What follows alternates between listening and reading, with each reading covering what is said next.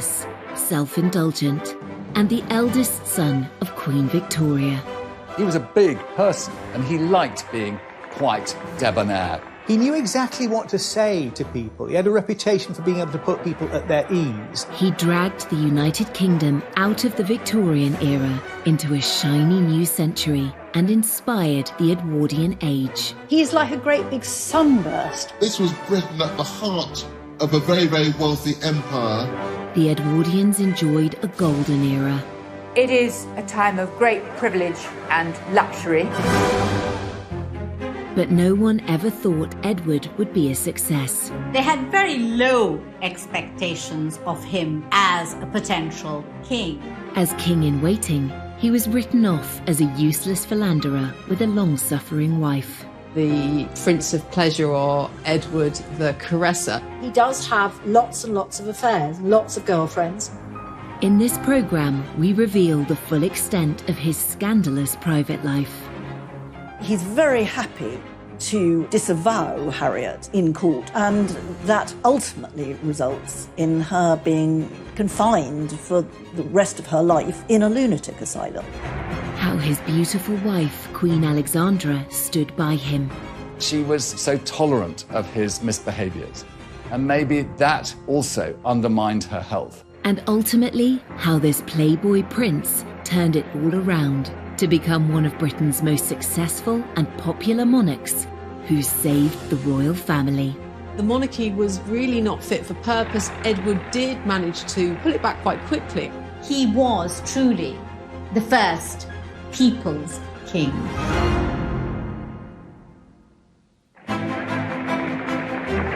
London, the 9th of August, 1902.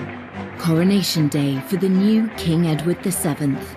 The ceremony marks the dawn of a new century and a new era of British royalty after 64 years of Queen Victoria.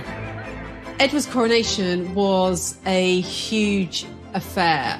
Much was expected of it, and really the eyes of the world were fixed upon London, anticipating this great event. He absolutely knew as king it needed to be one of those occasions with great ceremony and drama. And he made absolutely certain that he was the principal player in that story. King Edward was driven to Westminster Abbey, accompanied by his consort, Queen Alexandra, his wife of nearly 40 years. The ceremony wasn't filmed, but this fascinating footage reveals what it might have looked like. It was filmed more than a month beforehand in front of a charming painted backdrop of the Abbey. It was released on Coronation Day to great public acclaim. The coronation was a spectacular triumph. It would pave the way for the Edwardian age, which would go on to last for more than a decade until the outbreak of the First World War. The Edwardians enjoyed the spoils of the British Empire, in an era that would be known for its elegance in fashion and the arts, and its advances in design and technology. It was all a long way away from the gloomy formality of the Victorian age. It's ceasing to be the sort of horse-drawn, slow society. It's becoming the fast transit modern society with developments in transport, telecommunications, assembly lines are coming in. So this is becoming a recognisably modern society. And for the upper classes, I think you could probably say they never had it so good. The luxurious lifestyle of the Edwardian aristocracy is perfectly demonstrated in glossy romantic dramas like Downton Abbey. Low-paid domestic staff serviced the needs of their lords and ladies of the manor, a tradition that continued into the reign of King Edward's son, George V. Royal historian Alistair Bruce is an expert on the Edwardian era. In Downton Abbey, you see this sense of everyone having their place, you the King Emperor at the top, or the person who scrubbed the streets or lit the gas lamps. Right from the start of his reign, King Edward was keen to transform the public face of the monarchy. That included upgrading Buckingham Palace and building Admiralty Arch, transforming the Mall into a world-class ceremonial route. The royal pageants we know today, the weddings, jubilees and flypasts, all have their roots in the plans of Edward VII. Going under Admiralty Arch down towards Buckingham Palace. All of that, in a way, was being constructed in this period and sort of being presented as something that had happened from time immemorial. King Edward's mother, Queen Victoria, was rarely seen in public. She had spent much of the last 40 years of her reign in mourning for her husband, Albert. Now, Edward wanted to put on a show. And this era is at the beginnings of celebrity, and he's right at the heart of this very sort of glamorous world. He goes to the theatre, the West End becomes this very glamorous thing. And Edward is sort of touching all these different bits because he's very much a man about town. He just never stopped eating, drinking and smoking cigars. And I think with his top hat at its jaunty angle, he represented the very embodiment of the age that took his name. Edward VII became a hugely popular monarch, but at the start of his reign, no one took him very seriously at all. He was thought to be a prince of pleasure with little experience of state responsibilities. There were reservations among some that really this was a hedonistic prince, but not really cut out for kingship. Nobody ever mistook him for an intellectual. He was a kind of good time boy. He could take people out. He would entertain them at banquets. He knew exactly what to say to people. There were all these sort of rumours that surrounded the new king, and Kipling, the writer, called him a corpulent voluptuary. He had a reputation as a playboy, as a womanizer. Henry James, the great American writer who lived in Britain, called him the arch-vulgarian. The womanizing king had had several high-profile relationships outside his marriage, pushing against the accepted boundaries of the time. And one of these relationships would end in a very public and scandalous trial that had the nation gripped. Lady Morden was sectioned, effectively. She was declared mad. Her own family say, oh, she's mad, and they put her in a loony bin.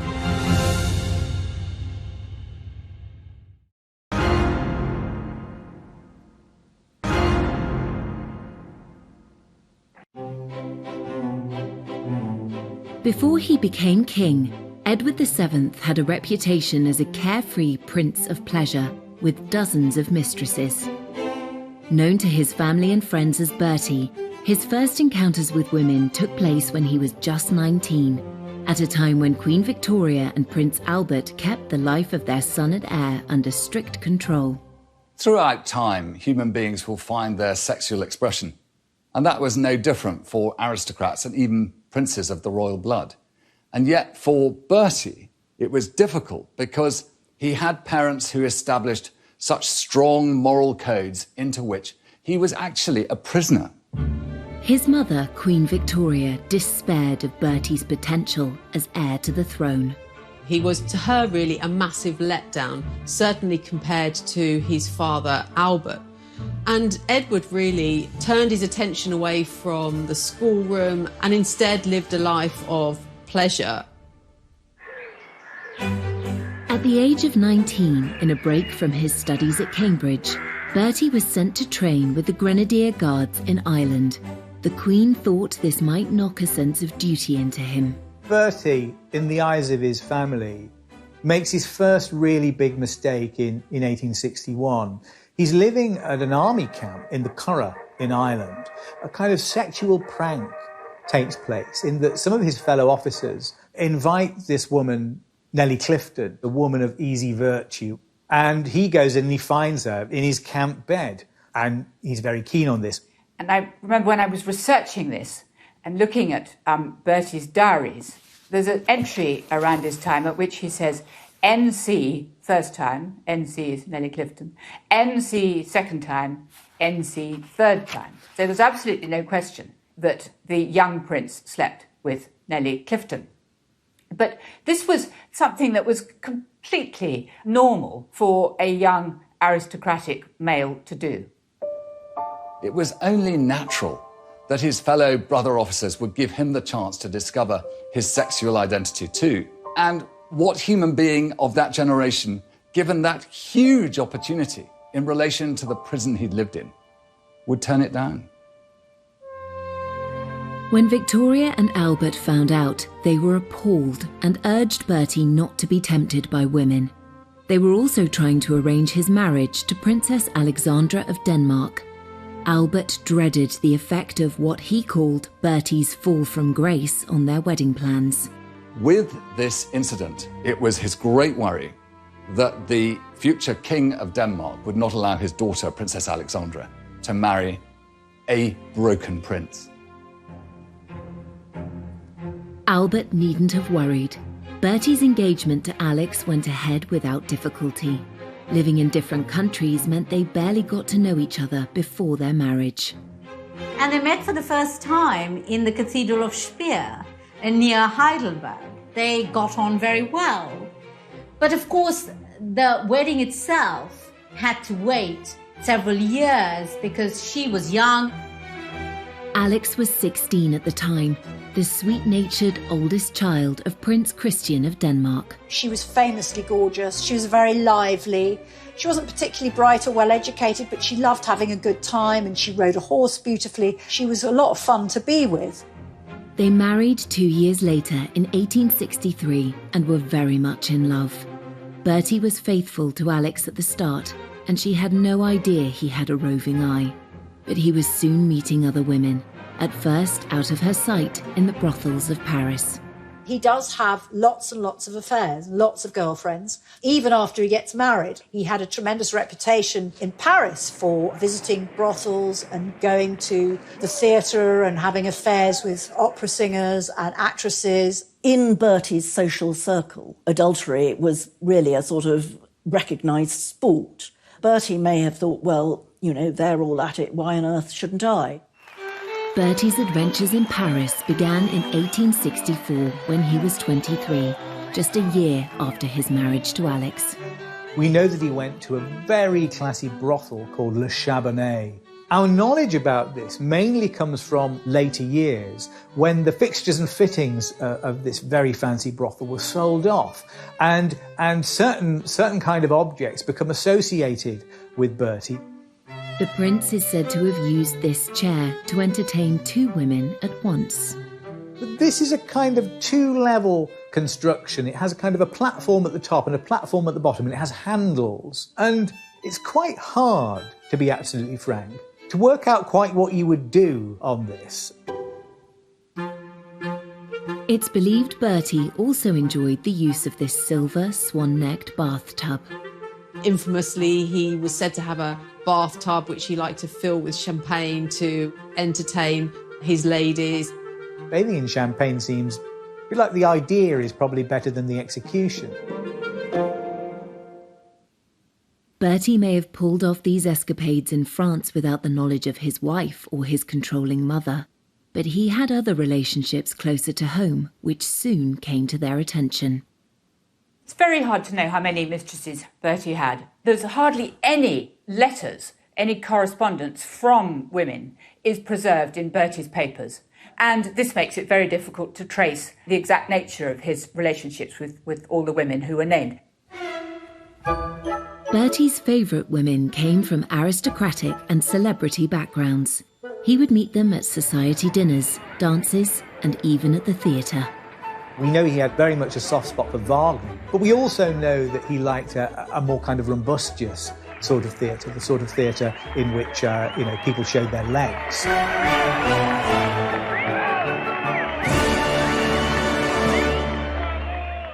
A mistress, the word today, implies a slightly seedy relationship, perhaps, and probably an adulterous relationship.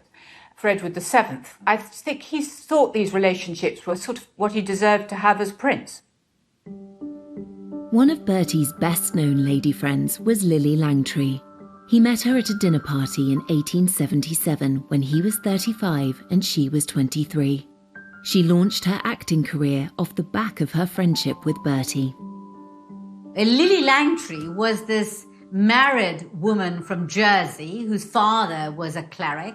She arrived in London with her husband and very soon seemed to have charmed all of London society, including the Prince of Wales, who couldn't get enough of her. He showered her with very expensive gifts.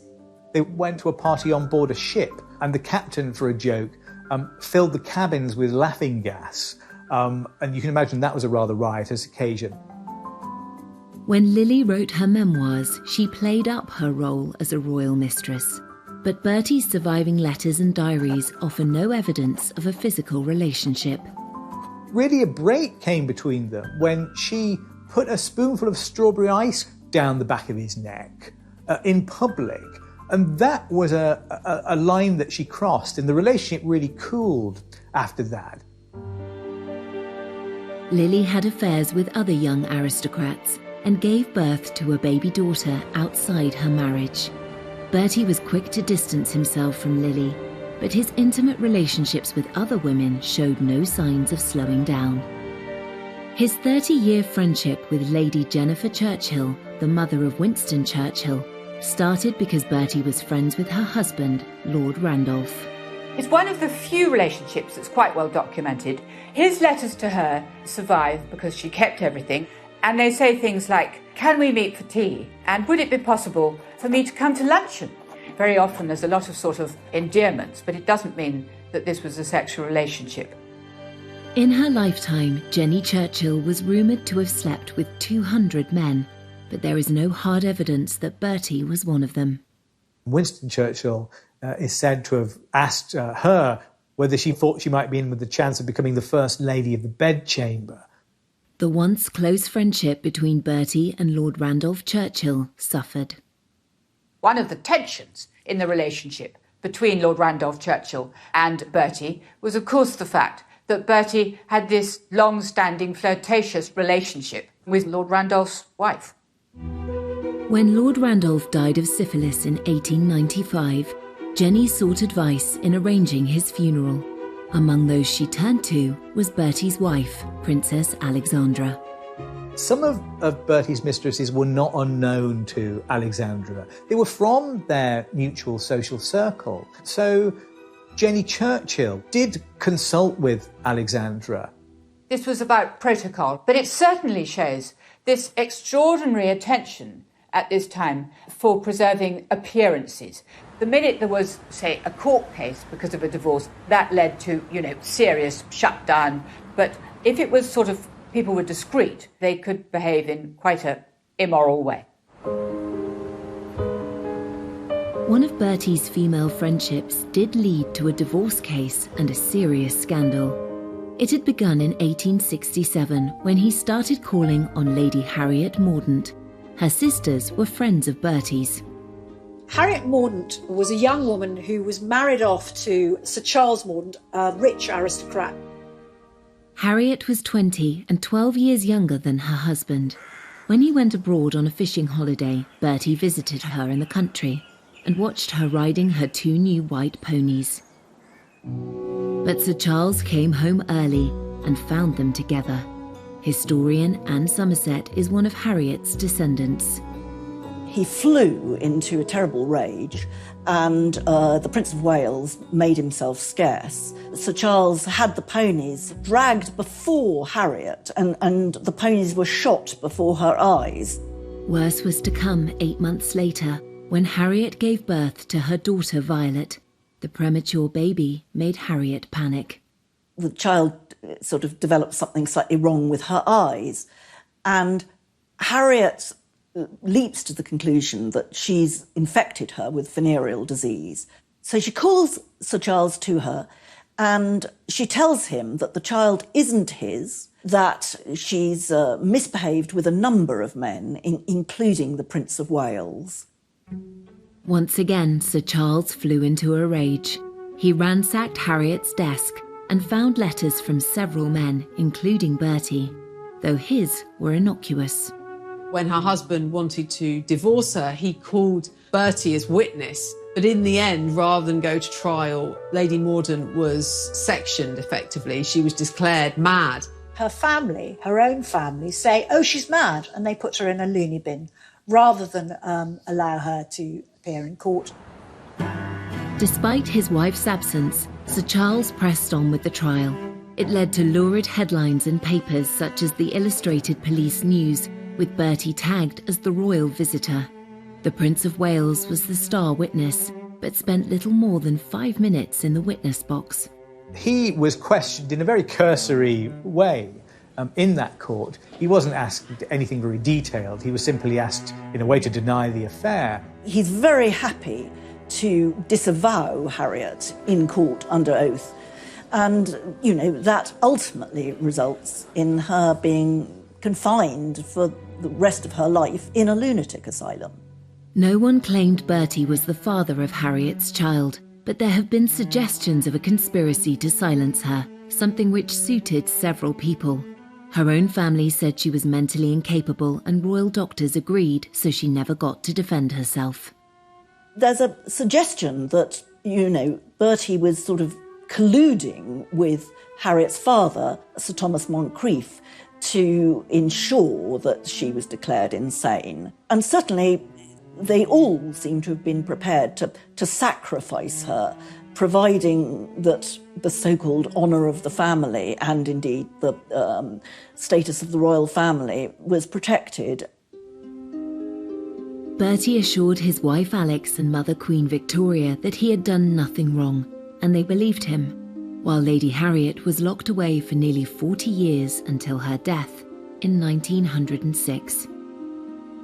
In these sort of days of the Me Too movement, many people would feel more severe about him. I think, in all fairness, one should pay credit to his better qualities and his achievements as king, and how he actually sort of managed to be a very popular monarch. 30 years after the Mordaunt scandal, Bertie was crowned king.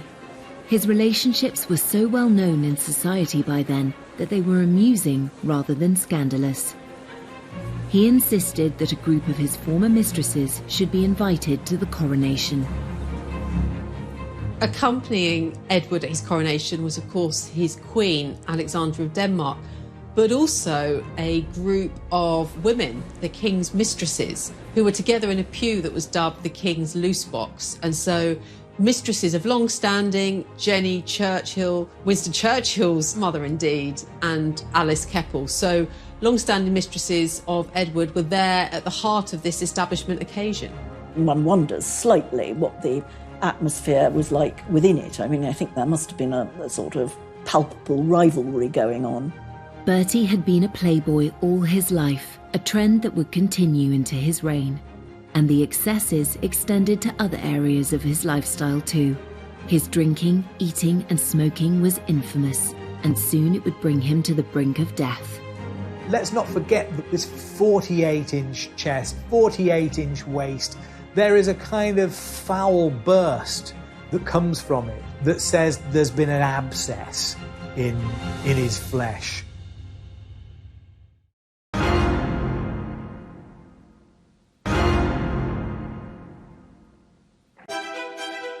Edward VII spent more than 2/3 of his life with Alexandra of Denmark, his wife and queen consort. At the age of 18, Alex took part in an arranged marriage with the rebellious and hedonistic Prince Edward, who had grown up starved of affection by his strict parents. I think it's quite clear that Bertie turned out the way he did because he felt neglected and unloved at home. He had so little love in his family that he went out of his way to find affection outside. Alex tried her utmost to be the love of Bertie's life, but when he needed more than she could provide, Alex found ingenious ways to ease the heartache it caused her. There's something about the nature of that marriage that in part explains why he was never faithful to her, because it was one that was in essence imposed upon him. But it was advertised as a love match. Alex was 3 years younger than Bertie. He first saw her photo in 1861 when she was 16. Her father, Prince Christian, was heir to the throne of Denmark. They lived in a palace in Copenhagen. Alexandra made her own clothes as a child. She shared a bedroom with her sister into her teens. There are stories about her recycling her clothes as furniture covers. Can't really imagine Queen Victoria doing that. They were very fond of each other, and they were also very active. Alexandra's father made them all do kind of, I think, what you call calisthenics now. You know, they had to kind of go outside and jump and do star jumps. Bertie and Alex's wedding took place under a cloud. His father Albert had died and Queen Victoria was in mourning. She insisted the ceremony should take place in Windsor. Queen Victoria thoroughly approved of Princess Alexandra, and indeed, to a certain extent, had sort of hustled Bertie into proposing to her. But she didn't want it to be forgotten that she was this grieving widow, still in the throes of terrible unhappiness at having lost Albert. The newspapers were very critical of Victoria's decision. Punch, for instance, wrote that the wedding was going to be in an obscure Berkshire village, which only had an old castle and very poor sanitary arrangements. St. George's Chapel was chosen as a private venue convenient for the Queen, so she would not have to leave the castle or meet the public. Victoria sent word that the guests and bridal party should dress in colours of mourning. At least Alex was allowed to wear white. There's a great painting by Frith in which you see the married couple, and then above there's a sort of box in the wall where the Queen stands and all the light is on the Queen. The Queen's grief also taints the wedding photographs. She insisted that a bust of Albert should join them while she sat between the married couple. Albert has to be brought into the photograph. It's like a kind of Weekend at Bernie's thing, isn't it? His corpse is almost in that photograph with them. Having cast a shadow over Bertie and Alex's wedding, the Queen would exert a similar controlling grip over their marriage. Though he loved his mother and wanted to please her, Bertie struggled to find a role for himself.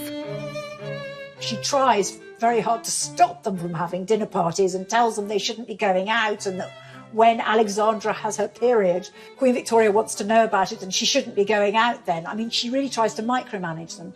It shows Victoria's influence on her son and her daughter-in-law, and she refused to kind of give him access to cabinet papers. She really didn't want him to step up and play a role. There was the thought that Edward would, if he was given responsibilities, he wouldn't necessarily stick to them, or he would go off partying, or he'd show the papers inappropriately to other people. With no immediate royal duties to take up after their wedding, Bertie and Alex moved into Marlborough House on London's Pall Mall, a stately home less than a mile from Buckingham Palace. The young couple became the toast of high society. When Bertie and Alex sort of plunged themselves into the social world, it was very exciting. Invitations to Marlborough House were hotly coveted.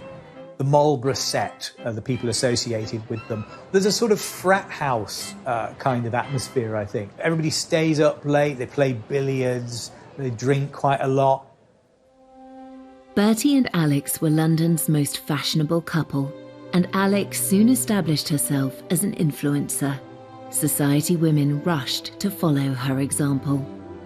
Alexandra had an incredibly good figure, and she loved clothes, and she had a natural sense of what looked good.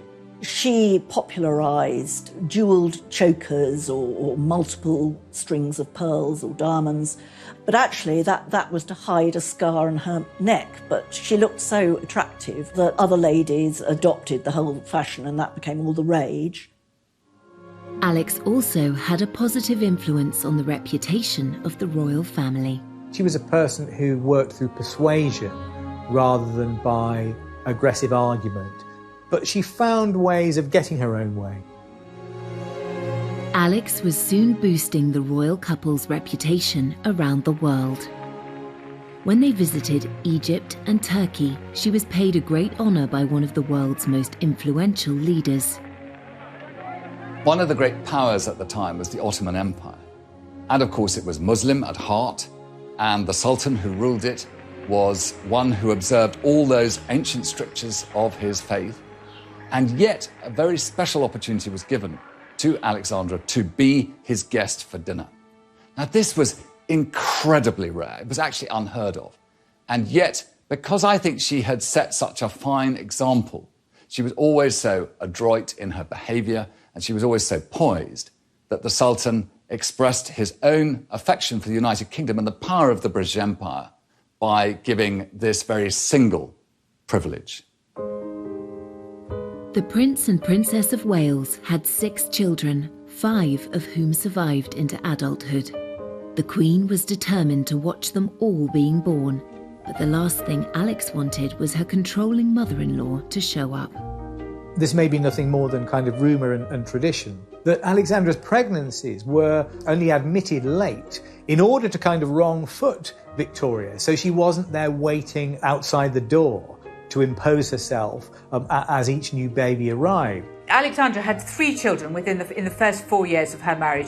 They weren't perfect pregnancies at all. I mean, her first child, Eddie, was 2 months premature, and her third child, Louise, was born when she herself was ill. At the time of Princess Louise's birth, Alex was so ill with rheumatoid fever that rumours of her imminent death began to circulate. The Times newspaper had to publish an official denial. The severe pain in her knees and legs meant she could only sleep with the help of opium or laudanum. Alex was also hard of hearing, and her illness made it worse. As Alex grew older, she was almost stone deaf, and she also had a limp, and she was therefore very conscious in public, and she couldn't sort of participate in Bertie's vigorous social life of dancing and parties. Alex was determined not to be overwhelmed by her health problems. Once she'd recovered and resumed her role as Bertie's rock, she found ways to create a rewarding social life that meant she could avoid his late nights out.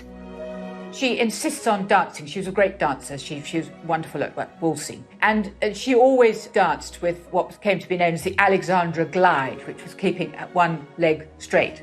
She developed a limp, but she limped so gracefully that other ladies actually sort of started copying her and affected a slight limp themselves.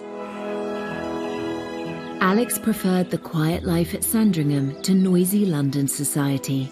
She loved Bertie despite his affairs and grew to accept the life he led in London with other women.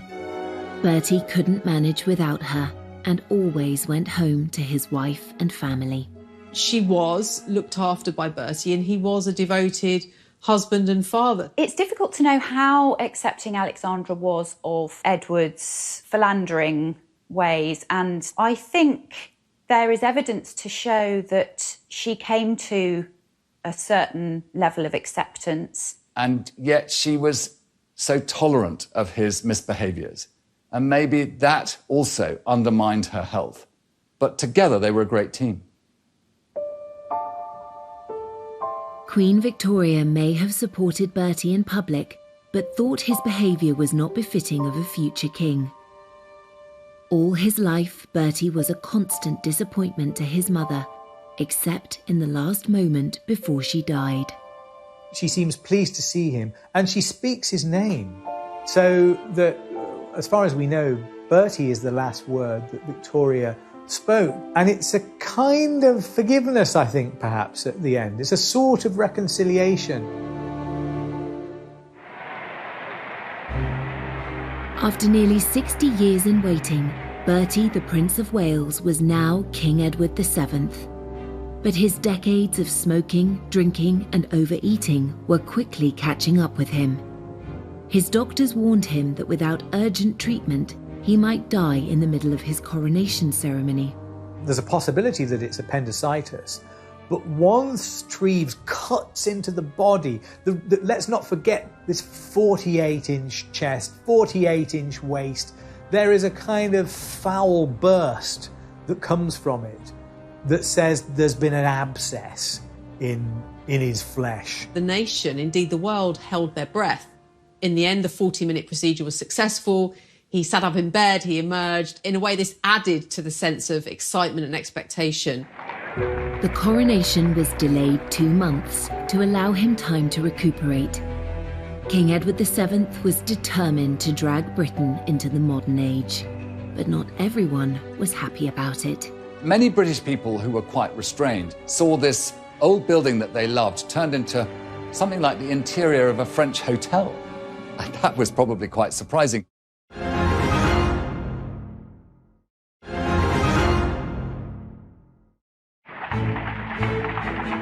When Edward finally became king, he was determined to modernise the monarchy. The start of his reign heralded a new era of hope, optimism, and creativity. He began by insisting the family should leave their beloved home at Marlborough House and move into the main royal residence of Buckingham Palace, which had been largely left empty by his reclusive mother. Alexandra was totally against the idea, but Edward said it was essential to make the monarchy more visible.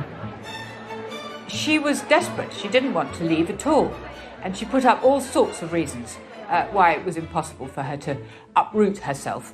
And only very reluctantly does she agree to go. Buckingham Palace was full of junk, full of things that have just been clutter, full of, and everything terribly dirty. And the king wants to get rid of everything that reminds him of his parents, and then to redecorate it and to create a Buckingham Palace which will be an ideal backdrop for the ceremonial court that he intends to hold. Edward and Alexandra hired theatre designers and decorators to make the palace look more glamorous. Some people said that his decoration of Buckingham Palace looked a bit like the Ritz Hotel. It was all red carpets and gold leaf. But all the same, it did give the sort of theatrical appearance that he wanted to give to his monarchy. Many British people who were quite restrained saw this old building that they loved turned into something like the interior of a French hotel. And that was probably quite surprising. But it was the sort of illuminated wedding cake of this new era. And King Edward VII used Buckingham Palace and all these new ideas to be at the forefront of a new empire and a new way. It really was a case of kind of recharging, rebooting the monarchy. And he really did hit the ground running. And it was about getting rid of the old and bringing in the new in many ways. He immediately shows that he's going to embrace a completely different style of kingship. You know, Queen Victoria had basically hidden herself away for decades, and she very reluctantly came out. He's like a great big sunburst, basically. He is bringing monarchy into the 20th century, and it's going to be visible, and it's going to be glorious and gilded and splendid. This ceremonial side of the monarchy was right at the top of Bertie's agenda. The opening of his first parliament in 1901 was the perfect occasion for him to create a public spectacle. This was a really important act because it marked a real break with what had happened under Queen Victoria. Queen Victoria, particularly in the last 40 years of her reign after Albert's death, very rarely opened Parliament. With Edward, all that changes. He goes to Parliament in a marvellous coach, wonderful horses. He's wearing, all his sort of robes. Alexandra sitting next to him in mourning, but looking absolutely marvellous, as only she could do. When he gets to Parliament, the king reads his speech himself. And this is a very important sign that the monarchy is going to play this very sort of ceremonial position within the constitution. So here we have him basically saying, it's now different. I am going to be a very present kind of monarch. And yes, of course, he kind of cleared out some of the furnishings of Victoria, who, of course, his mother, she's been queen for decades. So, there was a lot of stuff to sort out. Totally unlike his excessively private mother, Edward wanted the public to see the changes he was making. Edward VII was perhaps the first monarch to realise the importance of not just doing the job, but being seen to be king, to be constantly in the public view, to be constantly photographed, which was now becoming possible. So his legacy, perhaps, was his understanding of the importance of being a king who could reach out to his people, who could be seen sort of driving in his car through crowds of people, waving and being amongst them.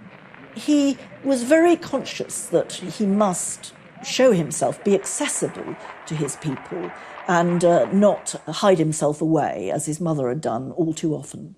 The king needed to be seen, to be believed, and Imperial Britain felt that it needed spectacle to seduce the masses, really. These great state of events, which proliferate through the 20th century, the big royal weddings, a lot of the big events that we associate with the majesty of monarchy are kind of reformulated at the beginning of Edward's reign. As Prince of Wales, Edward had already cultivated a reputation that was almost the polar opposite of his mother's. But as king, the traits which his mother had deplored in him, extravagance, lack of formality, became a real asset.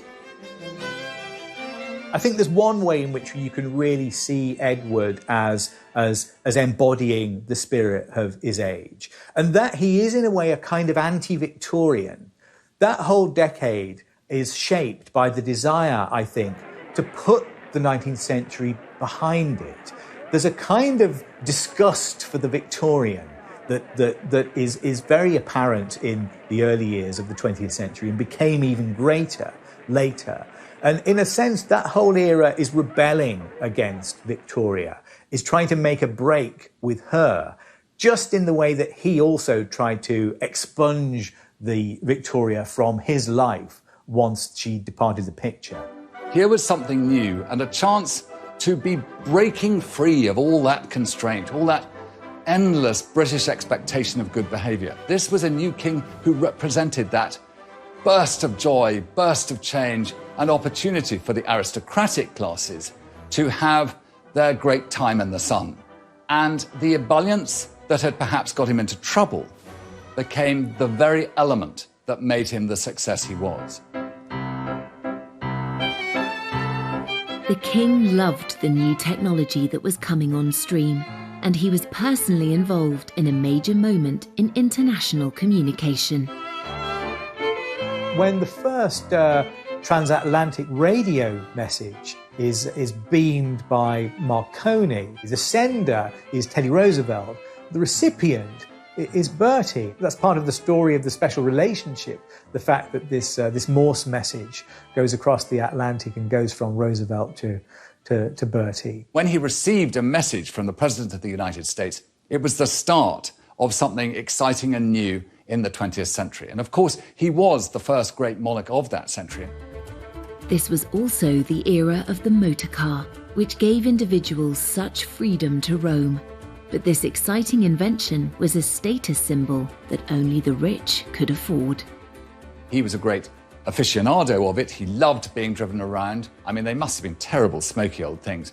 But he was determined to represent the creative empire that he was the king for.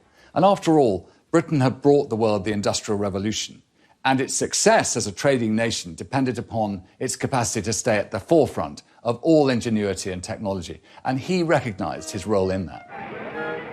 In this era of exciting technological advancement, the Edwardians also adopted radical new styles in the way they dressed.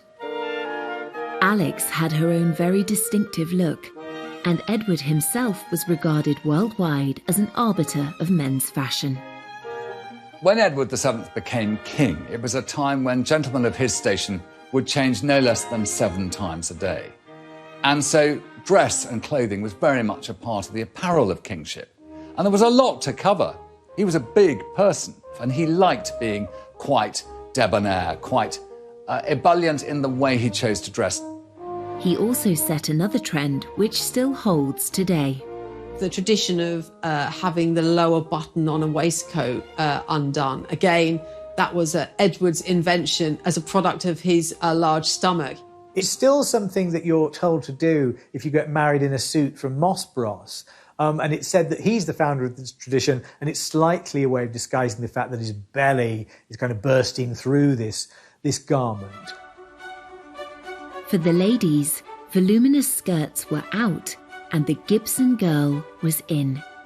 Named after an American artist, This embodiment of the ideal Edwardian woman was slender, with an ample bosom and hips, and hair piled up on her head. It's a period of great change in women's fashions. That Gibson girl look, with the waistline going higher and the neckline going lower, and all of those enormous picture hats that would have been a great annoyance to anybody in the cinema, I think, or in the theatre. The actual materials that were being used to craft these fantastic ensembles was very much about creating a sense of richness. It is an era that really celebrated innovation in terms of fashion, using chemical lace, using machine-made objects, using garments that were made. It's really the beginning of the fast fashion era of mass manufacture, and so there's a great sense of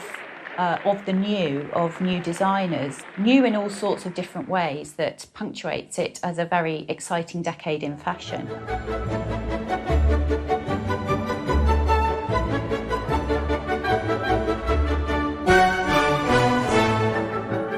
Under the fun-loving king, the leisure and pleasure industries boomed. The Apollo Theatre and the London Hippodrome opened. And another famous landmark, the Ritz Hotel on Piccadilly, which quickly became the ultimate high society destination. The king was a big fan and loyal client of hotelier Cesar Ritz. As these elegant vintage photographs demonstrate, the glitzy new hotel's groundbreaking features included ensuite bathrooms, double glazing, walk-in wardrobes and beds made of brass rather than wood, the definition of luxury. The Palm Court soon became the place for elegant tea dances. There's also an interesting architectural term here that we can call the Edwardian Baroque. You know, you've got buildings that are on the inside are extremely modern, like the Ritz Hotel, which has a kind of skyscraper structure. It's steel inside there. But the outside of it, you'd think it was, it was something that had dropped down from the Palace of Versailles. It's very ornate, it's gold leaf. When you're walking inside it, it's like a kind of Versailles Hall of Mirrors effect. Everyone hankered for a taste of the high society glamour of Edward's lifestyle. Even if the Ritz was a little beyond their means, they too could enjoy the sophistication of taking afternoon tea at one of the many corner houses or maisons that sprang up across the country, especially those belonging to the Lyons Corner House chain. Life might have been fine and dandy in Edward's Britain for those who could afford it, but there was a less golden side to the golden era, a huge divide between the haves and have-nots. It's probably too easy to sort of forget about the fact that all sorts of people were actually living in considerable hardship. And in fact, there were very bad class tensions which were intensifying during the reign. Many thousands of men and women were in service at this time. It was a huge employer, but there's no doubt that the hours were long. It was incredibly difficult work. Often the treatment could be very poor. And so life in service really highlighted that distinction between the super rich and those people who were actually providing them with service in the country house setting. The Edwardian era is it's a kind of golden age before the horrors of the First World War. It is a time of great privilege and luxury. But on the other hand, where the Edwardian era gets its sort of tension from is that it's also a period of extreme inequality in income, a period of acute poverty, and a period when you see the beginning of important welfare reforms. Though life in Edwardian times changed dramatically, some things stayed the same. Edward was still seeking companionship from women who were not his wife, and one of them has a direct link to Prince Charles.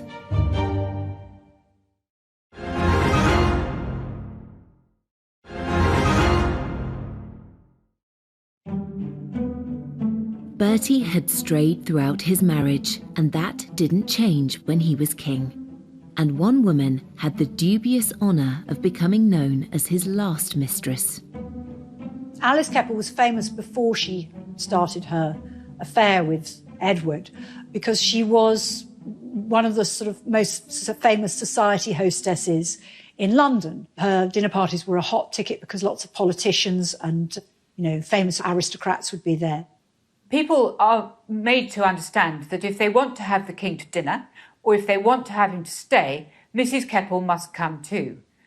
So she constantly accompanies him, and she has a very good effect on the king. She was able to put him in a good mood. If you wanted something out of the king, the best thing was to ask Mrs. Keppel, and she will get the right answer. She was witty, she was quick, she was interested in politics. She was able to act as a kind of bridge between the king and some of the liberal leaders with whom he didn't get on very well, people like Lloyd George. Basically, they both enjoyed being with each other. I don't think it was a very passionate affair, but it was a sort of, it was rather a grown-up relationship. Mrs. Keppel is very interesting because she is much younger than him, and the relationship is one of companionship and friendship. I don't think it is necessarily the same sort of sexually promiscuous relationship that he may have enjoyed in his youth. There's an interesting way that history repeats itself in the relationship between Bertie and Alice Keppel, because, of course, two direct descendants of those people are Prince Charles and Camilla Parker Bowles. Camilla, the current Duchess of Cornwall, happens to be the great-granddaughter of Mrs. Keppel. It says something about what I'm going to call a kind of class consciousness that goes down the generations here. These are people who are all from the same part of society. They all had relationships with each other. Those lines of descent follow, and all their great-great-grandchildren still all know each other. So I think it says something about a kind of continuity of social life, and possibly a continuity of mores from the beginning of the 20th century to the end of it. Two women played a crucial part in shaping the King Bertie became. Mrs. Keppel helped him to broker his relationships with the leading politicians of the day. Meanwhile, his wife Alexandra was by his side on big state occasions, helping him wow the crowds and also throwing herself into charity work. Alexandra was strong-minded, and she had a very strong sense of dress. And she also had a sense of theatre. The night that mourning for Queen Victoria was due to end, there was a court ball, and she was repeatedly asked if ladies were still expected to be in black. And she was very evasive. She managed not to give any sort of answer. So the lady guests took the decision to play safe, and all came dressed in black. Suddenly the doors open and Alex enters looking sort of radiant, stunning, all in white with diamonds, and so she was like this sort of magnificent swan in sort of bright plumage, whereas all the others were like sort of dowdy crows. Her lady-in-waiting described it as that she was shining like a star in the night sky. And it was a declaration of her prominence, that she was, compared to the London ladies, as she called them, she was the most prominent woman in the room. As Bertie continued being unfaithful to her, Alexandra found all manner of ways to communicate her displeasure. Alexandra was clever at managing Edward and punishing his indiscretions fairly subtly. She was deeply hurt and often humiliated by Bertie and his shenanigans, especially because it was impossible to keep it private. And one of the ways in which Alex responded to her husband's affairs was to take herself out of the picture almost completely. She travelled to visit relatives in Denmark or Russia, or travelled in the Mediterranean, making it very clear that she wanted to distance herself from her husband because she disapproved of his actions. And there was another surefire way to put him in his place. He's obsessed with punctuality, and she is constantly, blithely, infuriatingly late for everything. The idea of keeping a king waiting is completely unacceptable. But Alexandra knew exactly what she was doing, and she would appear looking absolutely wonderful, and the king would fume, and the point would be made. But despite the friction over his affairs, the relationship between Bertie and Alex had lots of strengths. There are plenty of eyewitness accounts of great fondness, almost a sort of jollity, really, going on between them. They enjoyed each other's company. They were good-humoured in each other's company. I think, in a way, it's a surprisingly functional relationship, given the circumstances, and a relationship of some complexity. There doesn't seem to have been much agony in it, if I can put it like that. Aside from her mischievous attempts to punish her unfaithful husband, Alexandra threw herself into charity work. Alexandra has an extraordinary sort of innate sympathy, a bit like Princess Diana. She was able to visit hospitals, to talk to everybody she could see, to shake people's hands, to cheer them up. She helped raise funds to fit out a hospital ship named the Princess of Wales that was used to bring back wounded soldiers from the Boer War. She brought a sense of responsibility and kindness to the monarchy. Queen Alexandra, in her own quiet and dignified way, was this living example of what the feminine side of monarchy could always bring, which was compassion, that sense of the charitable, and the loving nature of a state that was in its own way becoming more liberal and more aware of those who needed help. The value that Alexandra brought as queen to her relationship with Edward as king cannot be underestimated, and in some ways she can be seen as his saving grace. But Edward's excessive eating, drinking, and smoking were finally catching up with him. Every larder had been opened to him, every drinks cabinet, and a lifetime of that indulgence was bound to take its course. And his health did decline, and everyone could see it. Queen Alexandra watches this with great sadness. He had achieved so much since he came to the throne, but his reign was about to come to an abrupt end.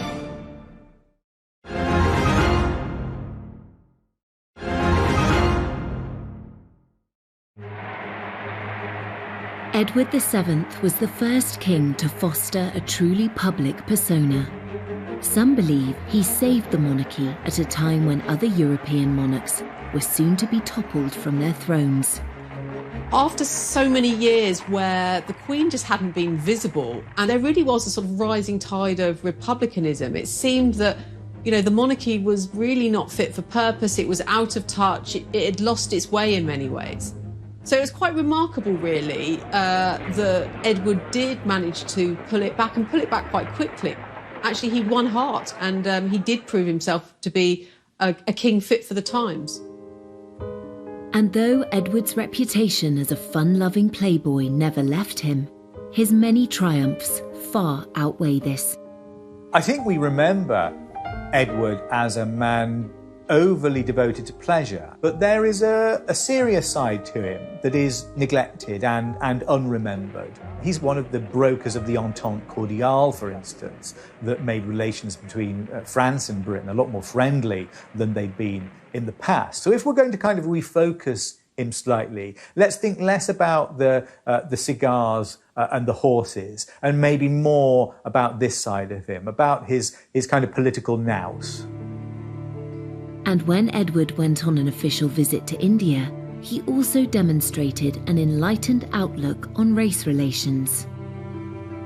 He was deeply shocked by the behaviour of some of the British officials out there, and he came back determined that something must be done to stop the racist behaviour of the English against the Indians. He writes home to his mother that all the people in India would be far more accepting of our rule if he actually treated them with firmness but kindness, not with brutality.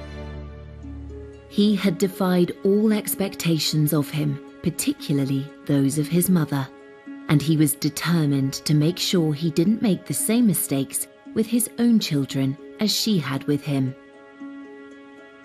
Edward sets about training his son up to be king. He makes sure that George has a desk next to him. He makes that part and parcel of what you do for an heir, is that you prepare them. Towards the end of 1909, Bertie's health was failing. He just won't look after himself. He goes on smoking cigars. He goes on eating huge amounts. He finds it harder and harder to walk. Basically his body gives out on him. Alexandra returned from a trip abroad to find him seriously ill. And on the 6th of May, 1910, Edward suffered a series of heart attacks. But even at this difficult time, the king's mistresses were never far away. Mrs. Keppel had a letter which the king had written to her, telling her that if ever he became ill or was on his deathbed, she could come and say goodbye to him. So she produced this letter, and Alexandra, on the strength of this, allows Mrs. Keppel to come and say her goodbyes to the dying king. And Mrs. Keppel, when she saw him so ill, has a sort of hysterical fit, starts weeping and making a lot of noise and being very sort of what you don't want to have in a sick room. So she's bundled out of the room, and shortly afterwards the king dies. After he dies, Alexandra has his body laid out at Buckingham Palace for 8 days. His sudden death produces a sort of extraordinary, massive outpouring of public grief. The shops are all draped with black, people are in tears, and his son George makes the decision Edward VII should lie in state. And at Westminster Hall, his coffin lies, and for several days the crowds come filing past. The queues go stretching right through the sort of streets of Westminster. People wearing black, people of all classes, a lot of poor people, not just the rich and the privileged.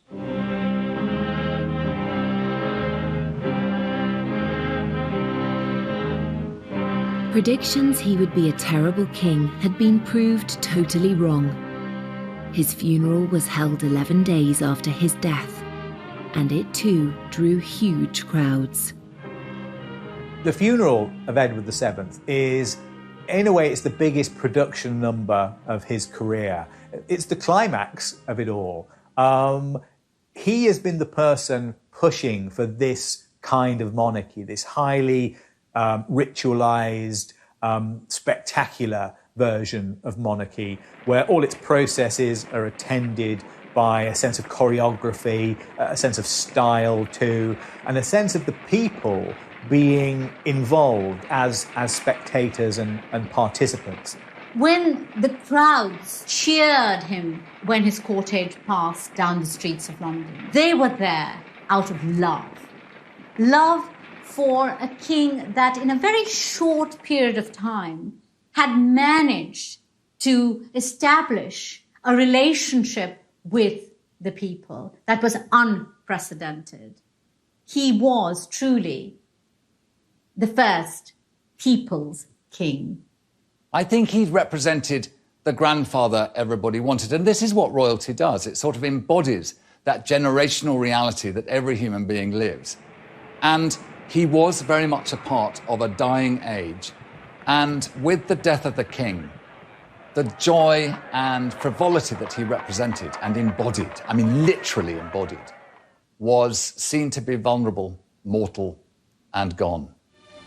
Edward VII is remembered as a wise king and a great sportsman. The Edwardian era, like the Victorian era, has now become a legend.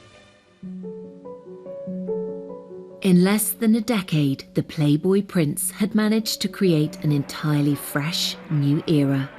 One that is still very much remembered and loved today. A lot of people felt a great sense of regret that the reign of Edward VII was cut short.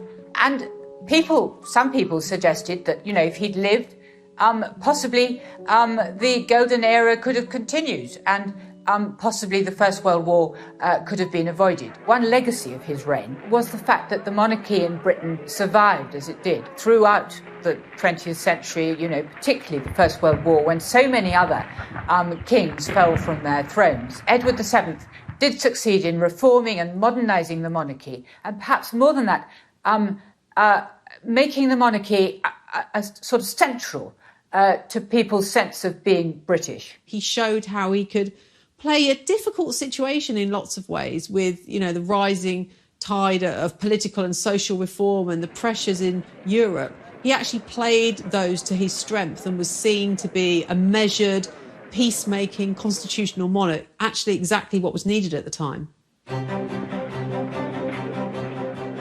After less than 10 years on the throne, Edward VII created an impressive legacy. And what of the era that was named after him? When people look back at that time, there is, at one level, a great deal of nostalgia for a lost age of long, lazy afternoons punting on the rivers and evenings spent in, going to the theatres or the music halls in London. He reigned during a remarkable period of flux, and it's left us with romantic impressions of high society living and a touch of bygone luxury that we all secretly long for.